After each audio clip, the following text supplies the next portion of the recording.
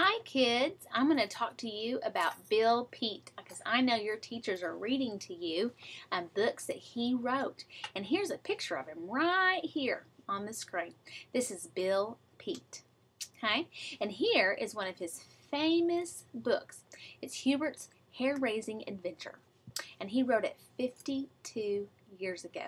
But I want to tell you about him as a person and why he decided to write. And so we're going to start over here on biography and tell you a little about him. And I don't know if you can see this picture real well, but this is Bill Peet right here when he was a little boy, and this is his puppy named Torch.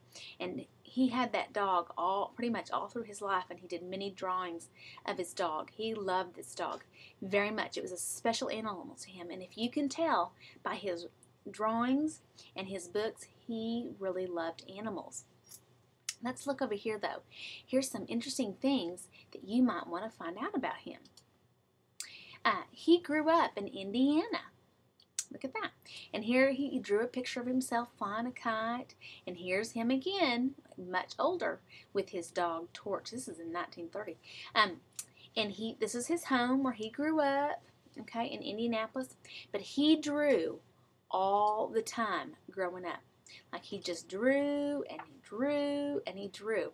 And this was his grandfather's home. It was outside of Indiana. And see these foxes? His grandfather's home, around it had all these animals. In the woods there were gophers and raccoons and possums and weasels and chipmunks and squirrels. And so that's where he got a lot of his ideas to draw about, is about being at his grandfather's house kind of out in the country. That's kind of what inspired him, at least some of his. When he was little, like I was telling you, he used to draw everything. And here's a picture again of his dog, Torch. He loved that dog. And so he got a scholarship and went to college, actually, for drawing. But when he was little, his teacher would walk by him, and he just would be drawing. You know how you get in trouble when you're not paying attention? And so a lot of times his teachers would take away his drawing and be like, you need to pay attention. But one time his teacher picked up his tablet and brought it to the front of the room and showed everybody all the pictures that he had been drawing. And she said, I really hope one day you do something with your talent. And that really encouraged him to go on and to draw. I'm going to tell you some other things. Here is something really amazing. He became such a good artist that he worked for Walt Disney. And here's a picture of him when he worked for Walt Disney, and this is one of the crews that he was on for Pinocchio. Okay, but he would tell his children stories every night before they went to bed, and so because of telling all those stories, he got all these story ideas, and that's what helped him write books. Is telling those bedtime stories. He became a really good storyteller. And here's Proud Hubert. Okay, I don't know if you've read this yet, so I don't want to give it away. But here's some films that he did. Now remember, he worked for Walt Disney, and he's one of the only artists that did all of the pictures for 2 animated films. He did all of the pictures for Sword in the Stone, and here's some of his drawings that later became part of the movie. And he also did all of the drawings, all of them, for 101 Dalmatians. And I love Jasper. That's one of my favorite characters in that because he's so goofy. I don't know if you've seen that. But he also worked on all of these stories. He worked on short stories, animated like Goliath, Ben and Me, Goofy Shorts. Goofy Shorts is real cute. So like with Goofy, look at him. So here's some short ones that he worked on, but look at all the films that he worked on. He worked on Sword in the Stone. Remember I told you he did all the pictures for that one. He did Sleeping Beauty. Yeah, look at that, Sleeping Beauty. These are the characters he was in charge of for Sleeping Beauty. And then he did Alice in Wonderland, and he was in charge of these particular characters, this little caterpillar.